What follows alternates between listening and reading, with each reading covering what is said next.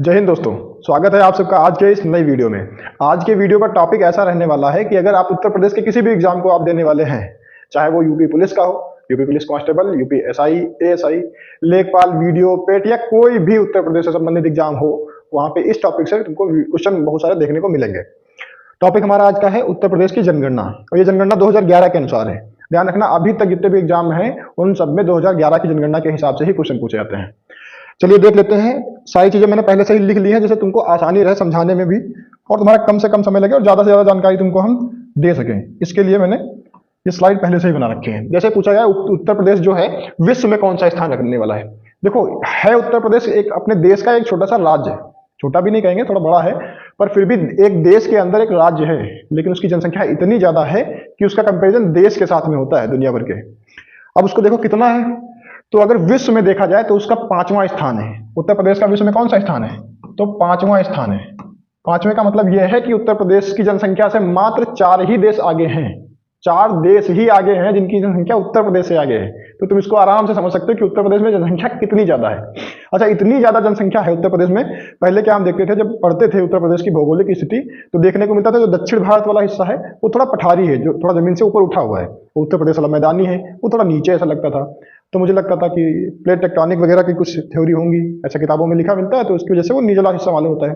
लेकिन जब ये वाला टॉपिक पढ़ा मैंने, तब मुझे जाकर के पता चला कि उत्तर प्रदेश में जनसंख्या इतनी ज्यादा है कि उसके लोड से जमीन दब गई है, इसलिए वहां की थोड़ी जमीन जो है नीचे दबी हुई है। ठीक है, तो इसको ध्यान रखेंगे। उत्तर प्रदेश जो है विश्व में 5वां स्थान रखता है, मतलब इससे आगे सिर्फ 4 ही देश हैं, फिर उसके बाद में हम ही हैं। और अगर पूरे देश का पूछा जाए, भारत देश का, तो भारत देश पहले नंबर पे आ चुका है। तो भारत की जनसंख्या बहुत ज्यादा हो गई है। ठीक है, अब पूछा जाए अपने ही देश में, अपने देश में जितने सारे राज्य हैं, उन राज्यों में उत्तर प्रदेश का कौन सा स्थान है। सोचो, विश्व में जो देश हैं उनमें चौथा 5वां स्थान है, तो देश में अगर राज्यों में पूछा जाएगा तो पहला स्थान है। कौन सा स्थान है उत्तर प्रदेश का? सबसे आगे है। हमारे उत्तर प्रदेश में कहा जाता है ना कि संतान हुई है तो वो ईश्वर का आशीर्वाद है, ईश्वर का प्रसाद है। नहीं तो उसको लेकर के ग्रहण करते रहते हैं, होता जाए तो बढ़ते चले जाते हैं। प्रसाद प्रसाद कितना ही मिलता जाए, कम होता है, तो बढ़ाते जाते हैं। तो उत्तर प्रदेश का अगर देश में स्थान देखा जाए तो पहला स्थान है, प्रथम स्थान पे है उत्तर प्रदेश, इसको ध्यान रखना। अब अगर बात करें उत्तर प्रदेश में पुरुषों की जनसंख्या कितनी है, तो पुरुष पुरुष है 52.28%। वही अगर महिलाओं की जनसंख्या अगर आपसे पूछी जाए तो महिलाओं की जनसंख्या हो जाएगी 47.72%। इसको आप लोग ध्यान रखेंगे। फिर अगर पूछा जाए जनसंख्या घनत्व, अच्छा जनसंख्या घनत्व क्या होता है, तो जैसे अगर हम बता दें कि 1 किलोमीटर लंबाई के और 1 किलोमीटर चौड़ाई, इतना अगर मिलाकर के एक क्षेत्र बना लिया जाए, तो इस क्षेत्र के अंदर कितने लोग रहते हैं, वो होता है जनसंख्या घनत्व। मतलब 1 किलोमीटर लंबा होना चाहिए ये क्षेत्र और 1 किलोमीटर चौड़ा, और ऐसे ही हम पूरा स्क्वायर खींच देंगे, वर्ग बना देंगे, और 1 किलोमीटर वर्ग क्षेत्रफल में रहने वाले लोगों की जनसंख्या आपको बतानी होती है। वही कहलाता है जनसंख्या घनत्व। तो उत्तर प्रदेश में 829 व्यक्ति प्रति वर्ग किलोमीटर क्षेत्रफल में रहते हैं। तो इससे अंदाजा लगाओ कि 1 वर्ग किलोमीटर क्षेत्रफल में 829 व्यक्ति रहते हैं, ये औसतन होता है। ठीक है, तो आप ध्यान रखेंगे उत्तर प्रदेश का जनसंख्या घनत्व कितना है, 829 व्यक्ति प्रति वर्ग किलोमीटर। वहीं अगर पूछा जाए शिशुओं की जनसंख्या कितनी है, तो पूरे जनसंख्या में से जितने उत्तर प्रदेश में लोग हैं उनमें से शिशुओं का जनसंख्या कितना है, तो ध्यान रखना है 15.41%। शिशुओं की जनसंख्या कितनी है, 15.41%। वहीं अगर पूछा जाए उत्तर प्रदेश में लिंगानुपात कितना है, लिंगानुपात मतलब होता है कि महिलाओं पर पुरुषों की, नहीं सॉरी, पुरुषों पर महिलाओं की संख्या कितनी है, और पुरुष कितने, तो ध्यान रखना प्रति 1000 पुरुषों पर कितने, प्रति 1000 पुरुषों पर महिलाओं की संख्या कितनी है, यही कहलाता है लिंगानुपात। इस बात को आप ध्यान रखेंगे कि 1000 पुरुषों पर कितनी महिलाएं हैं। तो उत्तर प्रदेश में 1000 पुरुषों में से 912 महिलाएं हैं। तो आप इस बात को ध्यान रखेंगे कि हर 1000 पुरुषों पर 912 महिलाएं हैं। ये हो जाएगा उत्तर प्रदेश का लिंगानुपात। वहीं अगर पूछा जाए शिशु लिंगानुपात, मतलब जो नए वाले जो बच्चे हैं उनमें महिलाओं की संख्या, मतलब बच्चियों की, लड़कियों की संख्या कितनी है, तो वो थोड़ी सी कम है। उत्तर प्रदेश में जो लिंगानुपात है उससे शिशुओं का लिंगानुपात थोड़ा कम है। कितना है, 902 है। तो अगर तुमसे पूछा जाएगा उत्तर प्रदेश का लिंगानुपात बताओ, तो 912 बताना है आपको। वहीं अगर पूछा शिशु लिंगानुपात बताओ 2011 की जनगणना के अनुसार से, तो आप बताओगे 902 है। छोटा सा डेटा है, याद रखोगे। पूरा अगर पूछा जाएगा तो 912 है, शिशुओं का पूछा जाएगा तो 902 हो जाएगा। इस बात को आप ध्यान रखेंगे। मतलब आने वाली जो पीढ़ी है, जो उनमें जनसंख्या का जो लिंगानुपात होगा वो थोड़ा सा और कम है। चलो इस बात को ध्यान रखते हैं। अब बात करते हैं, एक बहुत ही मेन टॉपिक है साक्षरता दर, मतलब कितने लोग साक्षर हैं। तो उत्तर प्रदेश में कुल मिलाकर के 67.7% लोग साक्षर हैं। कितने लोग साक्षर हैं? तो 67.7% लोग साक्षर हैं। उसी में अगर पूछा जाए पुरुषों की संख्या कितनी है, कितने पुरुष साक्षर हैं, तो 100 पुरुषों में से कितने पुरुष साक्षर हैं, वही परसेंटेज निकाला गया। तो 100% में से 77.3% लोग साक्षर हैं। कितने लोग साक्षर हैं? तो 77.3% लोग साक्षर हैं। इस बात को आप ध्यान रखेंगे। वही अगर पूछा जाए महिलाओं की बताओ कितनी महिलाएं साक्षर हैं, तो महिलाओं में पूरी महिलाओं में से 57.2% महिलाएं साक्षर हैं। ये कहने का मतलब यह है कि पूरे 100% में कितने पुरुष, तो 77.3% पुरुष, मतलब 100 में से 77 पुरुष पढ़े लिखे हैं। वहीं महिलाओं में 100 में से 57 महिलाएं पढ़ी हुई हैं। ऐसा डेटा याद रखना है, बस सीधे सीधे डेटा ही पूछा जाएगा। और जो शुरुआत में भी डेटा बता रहे हैं ये थोड़ा कम पूछा जाएगा आपके छोटे एग्जाम में। अभी इसके बाद में अभी तुम लोग सोच रहे हो कि ये वाला फालतू वाला काहे बता रहे हो, सीधे वो बताओ ना कि कौन से जिले में कौन कितना ज्यादा रहता है। अभी उस पर आएंगे, आगे स्लाइड में है। लेकिन मैंने शुरुआत में ये वाला फैक्ट वाला डेटा इसलिए रख दिया है कि तुमको जो कठिन वाला है वो पहले देख लो, है ना। क्योंकि कुछ लोग होंगे जो वैसा भी एग्जाम देंगे या फिर तुम्हारा ही एग्जाम कहीं टफ कर दिया जाए, तो ये सारी चीजें भी तुमको पता होनी चाहिए। चलो अब देखते हैं जनसंख्या 10 की वृद्धि दर कितनी है। तो 10 की वृद्धि दर जो है उत्तर प्रदेश की 2001 और 2011 के अनुसार से अगर देखा जाए, किसके अनुसार से? 2001 और 2011, मतलब पिछले 2001 की जनगणना हुई थी उससे 2011 के बीच में कितनी वृद्धि हुई है।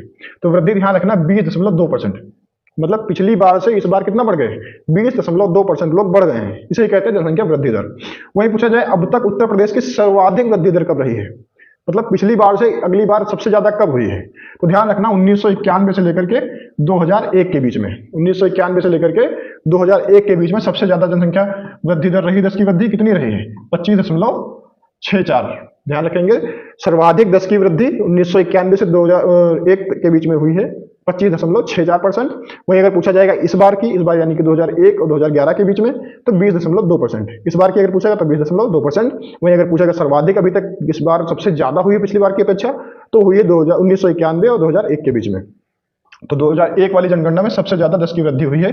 इस बात को आप ध्यान रखेंगे। इस बार अगर पूछा जाएगा 2011 के अनुसार तो 20.2% है। इस बात को आप ध्यान रखेंगे। अब उत्तर प्रदेश में कुछ चीजें हैं, जैसे पूछा था SC ST का पूछा जाता है, पूछा था नगरों में कितने परसेंट जनसंख्या रह रही है, ग्रामीण जनसंख्या कितनी है, उस डेटा को आप लोग देख लेते हैं थोड़ा। सबसे पहले पूछा जाता है कि SC की जनसंख्या कितनी है। तो SC की जनसंख्या है 20.07%। मतलब अगर पूरे उत्तर प्रदेश में देखा जाए और उसमें पूछा जाए SC जनसंख्या कितनी है, तो 100% में से 20% SC की जनसंख्या है। उत्तर प्रदेश में SC जनसंख्या मतलब जनजाति, सॉरी क्या कहते हैं, अनुसूचित जाति, अनुसूचित जातियों की संख्या कितनी है? 20%, 20.07%। वही अगर तुमसे पूछा जाएगा ST अनुसूचित जनजाति, इसकी जनसंख्या कितनी है, तो ये बहुत ही कम है, 1% भी नहीं है, 1% से भी कम, 0.6%। आपको आपके जिला में भी हो सकता है ज्यादातर ना मिले। अभी बात करेंगे किस जिला में ऐसे ST जनसंख्या ज्यादा मिलेगी, भी बात करेंगे, सोनभद्र मिर्जापुर की। अब देख लेते हैं नगरीय जनसंख्या, मतलब उत्तर प्रदेश में कितने लोग ऐसे हैं जो नगरों में रहते हैं, मतलब शहर की तरफ रहने वाले लोग हैं, जो गांवों में नहीं बसते हैं, नगर या शहर छोटे कस्बों में या फिर बड़े नगरों में बसते हैं, उनकी बात करते हैं। तो नगरों में रहने वाले या शहरों में रहने वाले उत्तर प्रदेश में कितने लोग हैं? तो 22.3% लोग उत्तर प्रदेश में नगरों में रहते हैं। इस बात को आप लोग ध्यान रखेंगे। वहीं अगर पूछा जाएगा ग्रामीण जनसंख्या कितनी है, तो ग्रामीण जनसंख्या हो जाएगी 77.7%। कितनी हो जाएगी? 77.7%। मतलब अभी भी भारत में जो उत्तर प्रदेश एक ऐसा राज्य है जहां पर सबसे ज्यादा लोग गांव में ही रहते हैं। कितने लोग? लगभग 77.7% लोग गांव में आज भी रहते हैं। ये 2011 की जनगणना के अनुसार से है। और नगरों में रहने वाले 22.3% लोग हैं जो शहरों में या नगरों में रहते हैं।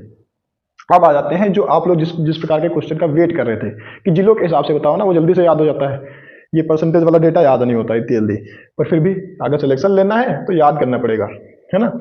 चलो बात करते हैं जिलों के आधार पर। तो जिलों के आधार पर देखते हैं सर्वाधिक जनसंख्या। मैंने जनसंख्या को लिख रखा है, सर्वाधिक भी है न्यूनतम भी है। तो अगर जनसंख्या तुमसे पूछा सर्वाधिक कहाँ है तो आप प्रयागराज लगा देंगे। जनसंख्या अगर पूछे सर्वाधिक कहाँ है तो प्रयागराज लगाएंगे। वहीं अगर पूछे न्यूनतम कहाँ है, सबसे कम कहाँ है, तो बुंदेलखंड का एक जिला है, इसका नाम है महोबा। तो महोबा में सबसे कम जनसंख्या है। जनसंख्या सबसे कम किस जिले में रहती है तो महोबा हो जाएगा। सबसे ज्यादा लोग कहाँ रहते हैं तो प्रयागराज। इसे ही पहले क्या कहते थे? इलाहाबाद कहते थे, संगम नगरी। वहीं पर सबसे ज्यादा लोग रहते हैं क्योंकि कुंभ का मेला वगैरह लगता है ना, खूब भीड़ होती है वहां पे। तो इसी बात से अंदाजा लगा लो कि सबसे ज्यादा लोग कहाँ रहते हैं, प्रयागराज में रहते हैं। तो जनसंख्या सर्वाधिक कहाँ की है तो प्रयागराज की हो जाएगी, इस बात को ध्यान रखना। और अगर पूछा सबसे कम कहाँ है तो फिर महोबा में हो जाएगी। चलो अगला देखते हैं जनसंख्या घनत्व। अब जनसंख्या घनत्व पीछे समझा चुके हैं कि 1 किलोमीटर वर्ग क्षेत्रफल में रहने वाले लोगों की संख्या कितनी है। तो 1 वर्ग किलोमीटर क्षेत्रफल में रहने वाले सर्वाधिक लोग कहाँ हो जाएंगे? गाजियाबाद में। अब ये गाजियाबाद कहाँ है? दिल्ली से सटा हुआ है। अब दिल्ली से सटा हुआ है तो शहरी क्षेत्र होगा, ये जो जिला है यहाँ पे विकास अच्छा खासा हुआ होगा। वो सारे लोग वही भागना चाहते हैं जहाँ पे शहरीकरण होता है, जहाँ पे विकास अच्छा खासा होता है, जहाँ पे सुविधाएं अच्छी होती हैं। तो ज्यादातर लोग कहाँ रह रहे हैं? गाजियाबाद में। तो घनी बस्ती अगर पूछा जाए, वैसे पूछा जाए नंबर में, संख्याओं में सबसे ज्यादा कहाँ है, तो प्रयागराज में। लेकिन पूछा घने लोग कहाँ पे रहते हैं, एक के ऊपर एक, मतलब एक ही घर के अंदर कई सारे लोग रहते हैं, तो कहाँ हो जाएंगे? गाजियाबाद में रह जाएंगे, हो जाएंगे। कितने? तो 1 वर्ग किलो क्षेत्रफल में रहने वाले लोगों की संख्या कितनी हो जाएगी? 3,971। कितनी हो जाएगी? 3,971। अभी पीछे वाला डेटा देखो, यहाँ पे मैंने तुमको बताया था जनसंख्या घनत्व कितना है। यहाँ पे देखो 829 लोग रह रहे हैं 1 किलोमीटर क्षेत्रफल में, और यहाँ पे देखो 3,971, मतलब वहां 1,000 भी नहीं थे, 800 लोग थे, और यहाँ लगभग 4,000 लोग। समझ रहे हो जनसंख्या घनत्व कितना ज्यादा है गाजियाबाद में? तो सबसे ज्यादा जनसंख्या घनत्व कहाँ हो जाएगा? गाजियाबाद में। पूछा जाएगा सबसे कम जनसंख्या घनत्व कहाँ है, तो आप ललितपुर लगा देंगे। ललितपुर तो आप जानते ही होंगे, तो ललितपुर वही हो जाएगा, बुंदेलखंड में आता है, उसको ध्यान रखेंगे। ललितपुर और झांसी सबसे कम कितने लोग रहते हैं यहाँ पे? तो 242 लोग 1 वर्ग किलोमीटर क्षेत्रफल में रहते हैं। कितने लोग? तो मात्र 242। तो आपको ये अगर नहीं भी याद रहता है तो भी आप इसको याद रखेंगे कि ललितपुर में सबसे कम जनसंख्या घनत्व है। लेकिन अगर पूछा सबसे कम जनसंख्या कहाँ है, तो आप महोबा लगाएंगे, लेकिन जनसंख्या घनत्व सबसे कम पूछा जाए तो ललितपुर लगाएंगे। वही अगर आपसे पूछा जाए सबसे ज्यादा जनसंख्या कहाँ रहती है, तो प्रयागराज लगाएंगे, और पूछा सबसे ज्यादा जनसंख्या घनत्व कहाँ है, तो आप गाजियाबाद लगा देंगे। ठीक है, अगर याद हो सकता है तो आप ये वाला डेटा भी याद कर लें। ठीक है, क्योंकि पेपर कठिन होगा तब डेटा पूछेगा, अदरवाइज डेटा नहीं पूछेगा, सीधे जिले का नाम पूछेगा। ठीक है, अब बात करते हैं यहाँ पे कौन सा चला गया, यहाँ पे लिखा था सर्वाधिक। यहाँ पे क्या लिखा था? यहाँ पे लिखा था सर्वाधिक। ठीक है, तो यहाँ पे लिख लो। ठीक है, ये सर्वाधिक लिखा था और ये लिखा था न्यूनतम। चलो लिंगानुपात की बात करें तो लिंगानुपात जो है सबसे ज्यादा कहाँ पे है और सबसे कम कहाँ पे है? तो सबसे ज्यादा अगर लिंगानुपात की बात करें तो सर्वाधिक लिंगानुपात कहाँ हो जाएगा? सर्वाधिक लिंगानुपात हो जाएगा हमारा जौनपुर में। अब लिंगानुपात क्या होता है? लिंगानुपात अभी पीछे बताया था कि 1,000 पुरुषों पर महिलाओं की संख्या कितनी है, यही बात होती है लिंगानुपात की। तो जौनपुर में सबसे ज्यादा लिंगानुपात है, मतलब सबसे ज्यादा लोग कहाँ रहते हैं, सबसे ज्यादा महिलाएं कहाँ पे हैं? हर 1,000 पुरुषों पर 1,024 महिलाएं हैं। कहाँ? जौनपुर में। तो इस बात को आप ध्यान रखेंगे कि लिंगानुपात सबसे ज्यादा कहाँ है? जौनपुर में है। वहीं अगर पूछा सबसे कम लिंगानुपात कहाँ है, तो गौतम बुद्ध नगर हो जाएगा। और गौतम बुद्ध नगर तुम लोग जानते होगे, नोएडा। नोएडा तो सुना ही होगा ना, वही है, बस ध्यान रखना। इसका जिला मुख्यालय कहाँ है? गौतम बुद्ध नगर का, तो नोएडा में हो जाएगा। नोएडा के नाम से आप इसको जानते हैं, पर नाम क्या है इसका? जीबी नगर लिख दिया मैंने, आप ध्यान रखना गौतम बुद्ध नगर है। और यहाँ पे कितने लोग रहते हैं? तो 1,000 पुरुषों पर मात्र 851 महिलाएं हैं। 1,000 पुरुषों पर 851 महिलाएं। तो सबसे कम पूछा जाए अगर आपसे लिंगानुपात कितना है, कहाँ पे है, तो गौतम बुद्ध नगर में। गौतम बुद्ध नगर में पढ़ने लिखने वाले लोगों की संख्या बहुत ज्यादा है। अभी साक्षरता दर पे इसके बाद में बात करेंगे, लेकिन ध्यान रखना सबसे ज्यादा साक्षरता में आगे रहेगा गौतम बुद्ध नगर। लेकिन फिर भी इतने ज्यादा पढ़े लिखे होने के बावजूद भी वहां पे महिलाओं की संख्या बहुत कम है। अब सोचो इतनी कम है कि उत्तर प्रदेश का जो औसतन लिंगानुपात है 912, उससे भी कम है। कितनी है? 851 मात्र। मतलब अगर आप गौतम बुद्ध नगर में पैदा हुए हैं तो संभव है कि आपकी शादी ना हो, क्योंकि 1,000 लोगों में से होगी कितने की? 851 लोगों की। बाकी बेचारे 150 लोग रह जाएंगे, नहीं रह जाएंगे, उनकी कहाँ होगी? जो महिलाएं है ही नहीं, तो क्या करना पड़ेगा? तब फिर आप कहाँ जाएं? जौनपुर जाएं, वहां आपको महिलाएं मिल जाएंगी और वहां आप शादी कर सकते हैं। तो ध्यान रखना, पूरे उत्तर प्रदेश का लिंगानुपात पूछा जाए तो कितना था? 912 था। कितना था? 912। लेकिन अगर पूछा जाए सर्वाधिक लिंगानुपात कहाँ है उत्तर प्रदेश में, तो जौनपुर डिस्ट्रिक्ट में। सबसे कम कहाँ है? तो गौतम बुद्ध नगर में। जौनपुर में सबसे ज्यादा है, कितना है? तो 1,024। और अगर गौतम बुद्ध नगर में पूछा जाए कम है तो कितना? 851। इस बात को ध्यान रखेंगे। वहीं अगर पूछा जाए शिशु लिंगानुपात, अभी वहां पे मैंने बात की थी तो बताया था शिशु लिंगानुपात कितना है? 902 था। शिशु लिंगानुपात कितना था? 902। यहाँ पे अगर देखा जाए सबसे ज्यादा वाले में, ऊपर वाली लाइन किसकी? सर्वाधिक की है। तो सबसे ज्यादा कहाँ की है? शिशु लिंगानुपात सर्वाधिक बलरामपुर में हो जाएगा। अगर तुमसे सीधे क्वेश्चन पूछता है बताओ लिंगानुपात सर्वाधिक कहाँ है, तो आप जौनपुर लगाएंगे। लेकिन अगर पूछा जाए शिशु लिंगानुपात सर्वाधिक कहाँ है, तो आप बलरामपुर लगाएंगे। कितना है? 950। इस बात को ध्यान रखेंगे। वहीं अगर पूछे शिशु लिंगानुपात सबसे कम कहाँ है, तो आप बागपत लगाएंगे। शिशुओं में बात कर रहे हैं, शिशु लिंगानुपात अगर सबसे कम कहेगा तो बागपत लगाओगे। लेकिन अगर सीधे कहेगा लिंगानुपात सबसे कम कहाँ है, तो आप गौतम बुद्ध नगर ही लगाएंगे। शिशु लिंगानुपात सबसे कम कहाँ है? बागपत में। कितना? 841। मतलब इनसे भी कम। जो पूरे का है उसका 851 है, लेकिन जो बच्चे हैं उनका कम है। अभी देखा कि पूरा कितना है? 912। तो इधर 902 ही है बच्चों का, तो ये कम होगा ना कहीं, तो वो यही कम है। तो इस बात को आप ध्यान रखेंगे। ठीक है, लिंगानुपात समझ में आ गया। चलो अगला देखते हैं। अब बात करते हैं साक्षरता दर की, मतलब पढ़े लिखे लोग कितने लोग साक्षर हैं, जो लिखना पढ़ना जानते हैं, उनकी बात कर रहे हैं। साक्षर का मतलब जिनको अक्षर का ज्ञान होता है, वो है ना। तो सर्वाधिक साक्षर लोग कहाँ हैं? गौतम बुद्ध नगर में। अभी देखो मैंने पीछे बात की थी, सबसे ज्यादा साक्षर मैंने बताया गौतम बुद्ध नगर में, लेकिन यहाँ फिर भी लिंगानुपात सबसे कम है। लिंगानुपात यहाँ सबसे कम है। ज्यादा पढ़े लिखे होने के बावजूद भी यहाँ पे महिलाएं बहुत कम है ना। कोई भी कारण हो सकते हैं, पर इस बात को ध्यान रखना। सर्वाधिक लिंगानुपात अगर पूछा जाए, सर्वाधिक साक्षरता अगर आपसे पूछी जाती है, सर्वाधिक साक्षरता अगर पूछी जाएगी तो क्या लगाओगे? गौतम बुद्ध नगर। न्यूनतम अगर साक्षरता अगर पूछी जाएगी तो श्रावस्ती। और श्रावस्ती वही शहर है, वही जिला है जहां भगवान बुद्ध ने सर्वाधिक उपदेश दिए हैं। मतलब भगवान बुद्ध ने इन लोगों को शिक्षित करने का बहुत प्रयास किया, लेकिन ये फिर भी अभी भी शिक्षा में पीछे रह गए। मतलब इनकी साक्षरता दर अभी भी कम है। इसको इस बात से ध्यान रखेंगे। भगवान बुद्ध ने सर्वाधिक उपदेश कहाँ दिए थे? यहीं श्रावस्ती में, लेकिन फिर भी इनकी साक्षरता दर अभी भी कम रह गई है। वहीं अगर पूछा जाए महिलाओं और पुरुषों में, पूछा जाए सबसे ज्यादा महिलाएं या पुरुष कहाँ पे साक्षर हैं, तो पुरुषों के हिसाब से अगर पूछेगा तो भी आप गौतम बुद्ध नगर लगा देंगे। महिला पुरुष कुछ नहीं पूछता, सीधे पूछता साक्षरता दर सर्वाधिक किस जिले में है, तो गौतम बुद्ध नगर लगाएंगे। लेकिन अगर पूछा पुरुषों में सर्वाधिक कहाँ है, तो आप तब भी गौतम बुद्ध नगर लगा देंगे। लेकिन अगर महिलाओं का पूछ देता है, पूछेगा सर्वाधिक साक्षर महिलाएं कहाँ पे हैं, तो आप कानपुर लगाएंगे। क्या लगाएंगे? कानपुर लगा देंगे। तो महिलाओं के केस में सर्वाधिक साक्षरता कहाँ है? कानपुर में हो जाएगी। इस बात को आप ध्यान रखेंगे। वही अगर पूछता है न्यूनतम साक्षरता दर कहाँ है, चाहे महिला का पूछे, चाहे पुरुष का पूछे या डायरेक्ट पूछे, आप श्रावस्ती लगाइए बस। चाहे महिला हो चाहे पुरुष हो, सबसे कम पढ़े लिखे लोग कहाँ मिलेंगे आपको? श्रावस्ती में ही मिलेंगे, चाहे महिला हो चाहे पुरुष हो। अगर डायरेक्ट पूछता सर्वाधिक साक्षरता दर, तो आप लगा देंगे गौतम बुद्ध नगर। पुरुषों में पूछेगा तो भी गौतम बुद्ध नगर। महिलाओं में सर्वाधिक साक्षरता दर पूछेगा तब आप कानपुर लगाना। इस बात को ध्यान रखना, छोटा सा अंतर है। अब बात करते हैं एससी परसेंटेज। अभी जो पीछे बात कर रहे थे ना कि 80% कितना है, 20% लगभग बताया था, तो ध्यान रखना है। अब उन 20% में भी सबसे ज्यादा एससी किस जिले में पाए जाते हैं? तो सर्वाधिक एससी जनसंख्या कहां पाई जाएगी? कौशाम्बी में पाई जाएगी। ये परसेंटेज के हिसाब से बता रहे हैं, इस बात को ध्यान रखना, इस बात को नोटिस करना कि हम परसेंटेज के हिसाब से बता रहे हैं। क्योंकि कई बार होता है ना कि किसी जिले में कम ही लोग रह रहे हैं, उनमें कम में भी सबसे ज्यादा कौन है, एक ही कैटेगरी के हो जाएंगे, तो वहां पे परसेंटेज उनका बढ़ जाएगा। तो अगर परसेंटेज में तुमसे पूछा जाए तो सबसे ज्यादा कहां हो जाएंगे? एससी के लोग। मतलब एससी मतलब क्या कहते हैं? अनुसूचित जातियां। तो इस अनुसूचित जातियों का सर्वाधिक प्रतिशत कहाँ है? तो कौशाम्बी हो जाएगा। लेकिन अगर पूछे जनसंख्या में, नंबर में, 1 2 3 4 ऐसे नंबर में कितने ज्यादा है, सबसे ज्यादा कहाँ हो जाएंगे? सीतापुर में हो जाएंगे, है ना। वही नैमिषारण्य वाला सीतापुर, याद रखना इसको, है ना। तो सबसे ज्यादा जनसंख्या में अगर पूछा जाए तो एससी जनसंख्या सबसे ज्यादा कहाँ हो जाएगी? सीतापुर में। लेकिन परसेंटेज में कौशाम्बी हो जाएगा। वहीं अगर पूछे तुमसे सबसे कम, तो परसेंटेज में न्यूनतम कहाँ हो जाएगी? बागपत में। सबसे कम परसेंटेज में एससी जनसंख्या बागपत में हो जाएगी। लेकिन अगर पूछे जनसंख्या में बताओ, एससी जनसंख्या, परसेंटेज में नहीं, केवल जनसंख्या में, नंबर में, तो भी आप बागपत ही लगा देना। बस एक डेटा आप अलग याद रखें, सीतापुर। बस जनसंख्या में अगर पूछे एससी जनसंख्या सबसे ज्यादा कहाँ है, तो सीतापुर, परसेंटेज में कौशाम्बी। और अगर यहाँ पूछता है कम वाले में, तो कम वाले में आप बागपत ही लगाएं, चाहे परसेंटेज में पूछे चाहे जनसंख्या में पूछे, दोनों केस में। वही सेम यहाँ हाल भी है एसटी में। एसटी मतलब अनुसूचित जनजाति। इनका अगर परसेंटेज आपसे पूछता है तो सबसे ज्यादा प्रतिशत एसटी का कहाँ हो जाएगा? सोनभद्र में। अभी मैंने पीछे बताया था एसटी उत्तर प्रदेश में बहुत कम है, 0.6%, 1% भी नहीं है। मतलब अनुसूचित जनजातियां उत्तर प्रदेश में बहुत कम है, 0.6%। उनमें भी सबसे ज्यादा अगर आप देखेंगे तो आपको सोनभद्र मिलेंगे। सोनभद्र, मिर्जापुर, इधर वाले क्षेत्र में आपको ज्यादातर मिलेंगे एसटी जनजाति। तो इस बात को ध्यान रखना। तो सर्वाधिक अगर आपसे पूछता है एसटी कहाँ मिलेंगे, तो आपको सोनभद्र में मिल जाएंगे। लेकिन अगर पूछेगा सबसे कम एसटी कहाँ मिलेंगे, तो आप बागपत लगाना। बागपत में सबसे कम एसटी जनसंख्या है और सबसे ज्यादा सोनभद्र में हो जाएगी। इस बात को आप ध्यान रखेंगे। वहीं अगर तुमसे, अभी तो परसेंटेज में हम लोग बात कर रहे थे, लेकिन अगर जनसंख्या में पूछे तो भी डेटा सेम ही रहेगा। जनसंख्या में भी सबसे ज्यादा यही सोनभद्र में हो जाएंगे और परसेंटेज में भी सबसे कम यही बागपत में हो जाएंगे। तो एसटी के लिए सेम डेटा है, चाहे जनसंख्या में पूछे चाहे परसेंटेज में पूछे।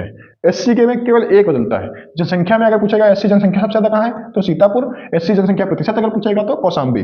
वहीं अगर पूछे एससी जनसंख्या प्रतिशत सबसे कम कहाँ है, तो बागपत में। एससी जनसंख्या सबसे ज्यादा कम कहाँ है, तो फिर यही बागपत हो जाएगी। चाहे परसेंटेज में पूछे चाहे डायरेक्ट जनसंख्या पूछे, तो तुम आराम से बता सकते हो। ये सारी चीजें थी। अब देखते हैं 10 की वृद्धि दर। वृद्धि दर क्या होती है? वृद्धि दर इसको ऐसे समझो कि पिछले साल से इस बार कितना बढ़ा। मतलब हर 10 साल पे जनगणना होती है, उन 10 सालों में इस बार पिछले 10 साल की अपेक्षा इस बार कितना बढ़ा, वो वृद्धि दर होती है। तो पूछा जाए सर्वाधिक वृद्धि किस जिले में हुई, मतलब पिछले साल 2001 की जनगणना से 2011 की जनगणना में सबसे ज्यादा वृद्धि कहां पे हुई, तो सबसे ज्यादा वृद्धि हुई गौतम बुद्ध नगर। इसको ऐसे समझो कि ज्यादातर लोग पिछले साल की, मतलब पिछले 2001 की जनगणना के बाद से 2011 के बीच तक सबसे ज्यादा लोग कहां पलायन करना पसंद करें, तो गौतम बुद्ध नगर जाना पसंद करें। सब लोग वहीं जा रहे हैं, सब लोग वहीं जाएंगे तो वहां की जनसंख्या एकदम से बढ़ जाएगी, तो वहां की वृद्धि सबसे ज्यादा हो जाएगी। अब पूछे न्यूनतम मतलब सबसे कम, ऐसा शहर जहां से लोग जाना पसंद कर रहे हैं, क्योंकि वहां पे जब सब लोग निकल जाएंगे ना वहां से, तभी तो उनकी जनसंख्या वृद्धि की दर कम होगी। तो कहां से लोग निकलना पसंद कर रहे हैं? कानपुर से।